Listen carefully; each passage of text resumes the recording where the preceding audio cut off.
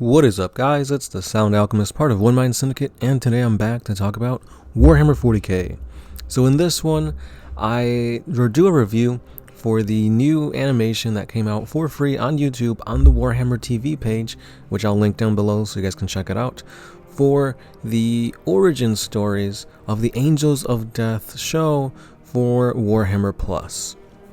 So if you guys don't know exactly what that is, it's essentially an animation done by Richard Boylan, which is the same person that did the Helsreach Black Templars animation on YouTube years back. And I guess GW liked what he did so much that they hired him, and this is his next step in showcasing the world of Warhammer 40k through his eyes. And the way Richard does his animations, it's in like grayscale, kind of like black and white, but there's also splashes of color throughout to kind of fix your eye on certain things. This one, for example, is all black and white, but then you see splotches of like red, and the red really kind of showcases like, yeah, this is Blood Angel motif, and check out the blood and stuff like that. So it's really cool. It's a very dynamic and interesting take on just having an animation done in this style. It's pretty cool. I like it. So if you guys are unaware of what this whole series entails, basically, spoiler free, and then I'll get into the spoilers. It involves the Blood Angels' battle barge. I believe it is a battle barge, and it takes damage, and they're trying to figure out what's going on, what's happening, and it's seen through the eyes of the humans within it. So you see the workers, you see the ship captains, servo skulls and stuff like that, and they're trying to figure out what's going on, who attacked them, who's left alive, and how they could continue to push on, for the Emperor, exactly. And now we get to the spoilers, and here's where the review begins. So first of all, it takes place right after an attack. People are waking up dazed and confused. There are dead bodies all over the place. And there's three crewmates that wake up. One of them's badly damaged, and they're trying to figure out what happened. So it turns out that there was a Xeno attack, but they don't know who, what, where, why. And the ship captain is dead. So one of the crewmates has a scuffle with another crewmate, because the crewmate is like, we should just leave, do some type distress beacon, and just, get out of here.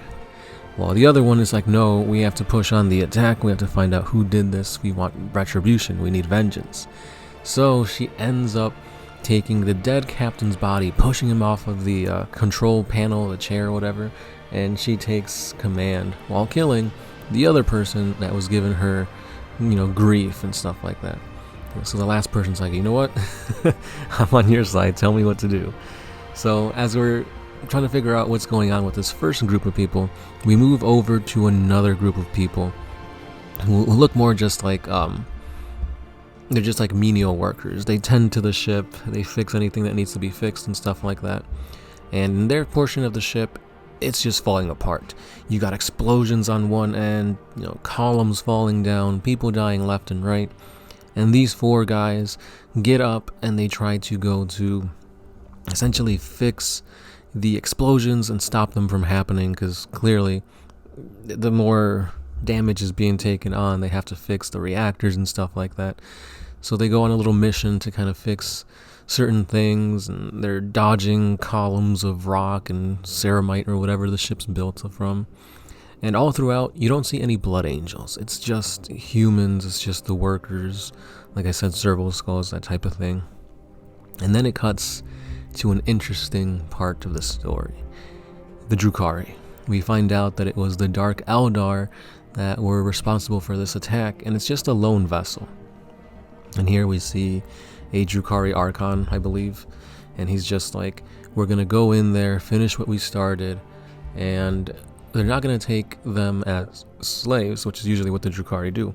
He's like, Cain hungers for blood, so for every 3 monkeys or monkeys that we see, we're going to kill 2 of them and take 1. The Cabal won't be happy for having this little amount of slaves, but they're basically bloodthirsty. So they start to get ready to barge in and start killing in the name of Calum and Chicane.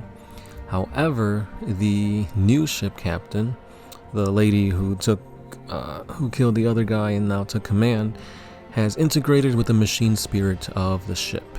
And at this point, she's wanting vengeance. The machine spirit talks back to her, and she's like, in order to exact vengeance, she has to fire like a plasma weapon from the ship.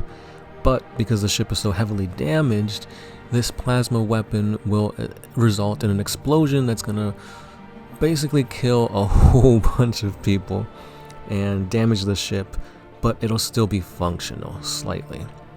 All for retribution against the Eldari, or the Drukhari, I guess for this matter, that caused the ship to be in this state. So she puts out the order, makes sure this plasma weapon is capable of firing, and that's when we come back to the original squad of workers that's trying to basically, protect the ship. So they change gears, they go to get this weapon working again, and then as the Drukhari ship begins to get closer and closer to the ship, they fire. Yeah, that group that we were like watching survive and dodge columns falling and whatnot, they get obliterated. The backlash of the plasma weapon firing just blows apart a huge section of the ship, but in doing so, they also take out the Drukhari vessel. So they get their vengeance, they get their retribution, and that's pretty much where Origins ends. It's just a little teaser, it's just a little bit of insight as to what goes on within the insides of these battle barges. For me, this is the thing I like least about in Warhammer 40k. It's all the ships, the space travel and stuff like that. Like, I want to see boots on the ground. I want to see stories being told from certain planets and stuff like that. I never liked naval combat, even in like Star Wars and stuff like that. Like, battleships and stuff never intrigued me, because I feel like there's just too much to it. It's like, yeah, you have to have like a whole crew of like 10,000 people to keep the ship running. You gotta have engineers, you gotta have ship captains, thousands of servo skulls, servitors and stuff like that just to keep the ship running. And that's just like, yeah, that's cool and all, but that's just not me.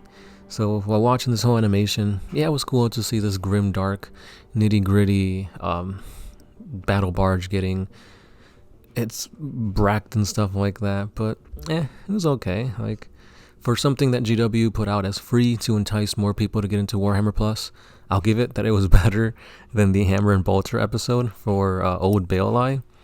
But I don't know, I feel like when you're trying to get people to subscribe to this type of subscription service, you need something that's going to wow them. And this didn't wow me. Hopefully, if you guys watch it, maybe you guys will have a better reaction.